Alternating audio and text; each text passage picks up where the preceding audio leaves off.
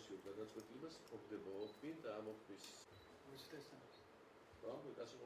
შემოვილი ჩვენ სამინისტროს გაჩვენე თითოეული დეპარტამენტის მოსვლა სადაც მოქალაქეს არ უნდა ქონდეს შეფერხება ის რომ მოდიოდა ყველას შეეცვეთ პრობლემას იმიტომ რომ არის პრობლემები რომელიც ადამიანის სურვილის დამოკიდებული ავტონომია გახლავს ის მოდი ეკონომიკას თქვა მარტივად თქვა მარტივი მინისტრად მოდიხარ გასაუბრებლად პროექტი მომწონს ის თავის შინაარსით ძალიან შთამბეჭდავია და მე მინდა რომ ის გაგრძელდეს არა მარტო შესაძლებელი მქონე პირები არამედ ვფიქრობ აქ უნდა მოვიდნენ ახალგაზრდები სტუდენტები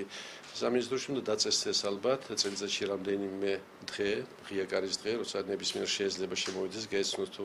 რას აკეთებს მინისტრი რა გარემოში მუშაობს მინისტრი არა მარტო მინისტრი მოადგილეები დეპარტამენტები ძირითადად ჩვენ საკითხებზე ეს სამინისტრო მუშაობს და ამიტომ მივიღებ თქვა ინფორმაციას რომელიც მე გამომადგება მით უმეტეს იქიდან გამომდინარე რომ მე სამთავრობო ორგანიზაციის წევრი ვარ და ხშირად გვიწევ შეხვედრები შუშუმ პირებთან და ვცდილობ დავაკვალიანოთ პროგრამების შესახებ და ამიტომ თქვა ეს ჩემთვის ახალი გამოცდილება ახალი ცოდნა იქნება